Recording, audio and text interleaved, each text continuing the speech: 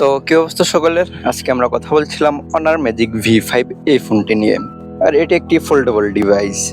আজকের এই ভিডিওতে মূলত এই ফোনটির ফুল স্পেক নিয়ে কথা বলার চেষ্টা করব, কোনো ডেপথ রিভিউ না। সো এই ফোনটি কি অফার করছে চলুন তাহলে আমরা জেনে আসি।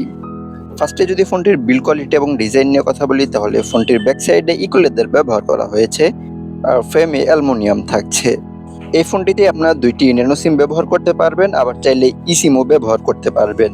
এই ফোনটিতে দুইটি ইসিম ব্যবহারেরও সুযোগ থাকছে, তবে এই ফোনটিতে যে কোনো দুইটি সিম রান করতে হবে, অর্থাৎ একটি ফিজিক্যাল সিম একটি ইসিম অথবা দুইটি ফিজিক্যাল সিম দুইটি ইসিম। দেন ফোল্ডেবল অবস্থায় এই ফোনটির থিকনেস হচ্ছে 9 মিলিমিটার, আর আনফোল্ড অবস্থায় এই ফোনটির থিকনেস হচ্ছে 4.2 মিলিমিটার, আর ফোনটির ওয়েট হচ্ছে প্রায় 220 গ্রামের মতো। এই ফোনটি ধুলাবালি এবং পানি থেকে রক্ষা করার জন্য IP58 এবং IP59 এর রেটিং থাকছে, যার ফলে এই ফোনটি 1 মিটার পানির নিচে নিয়ে যাওয়া যাবে। প্রথমে এই ফোনটির কভার ডিসপ্লে নিয়ে কথা বলি। এই ফোনটির কভার ডিসপ্লেতে 6.43 ইঞ্চিসের LTPO OLED ডিসপ্লে থাকছে, যেখানে 1 বিলিয়ন কালার সাপোর্ট করবে এবং 120 হার্জের রিফ্রেশ রেট রয়েছে এবং 5000 নিটসের পিক ব্রাইটনেস রয়েছে। আর কন্টেন্ট ওয়াচিং এর জন্য 1060x2300 পিক্সেলের রেজুলেশন থাকছে, আর ডেনসিটি হচ্ছে 404 ppi। আর এই ফোনটি ফোল্ড অবস্থায় এই ফোনটিতে 7.95 ইঞ্চির ফোল্ড LTPO AMOLED ডিসপ্লে দেখা যাবে, যেখানে 1 বিলিয়ন কালার সাপোর্ট করবে এবং 120 হার্জের রিফ্রেশ রেট রয়েছে, আর সেই ডিসপ্লেতে 5000 নিটসের পিক ব্রাইটনেস রয়েছে। এই ডিসপ্লেটির স্ক্রিন টু বডি রেশিও হচ্ছে 88.8%।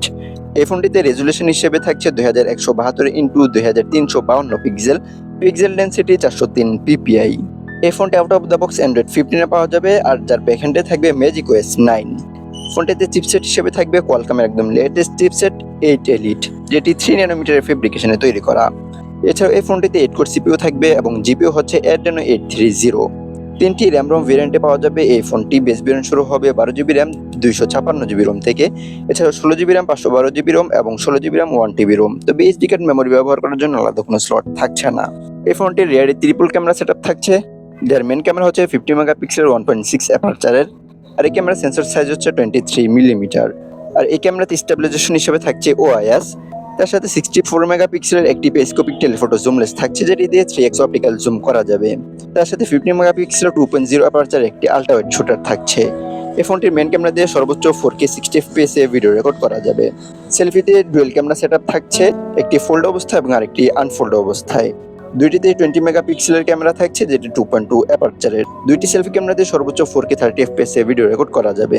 এই ফোনটিতে স্টিরিও স্পিকার থাকছে, তবে 3.5mm এর হেডফোন জ্যাক নেই।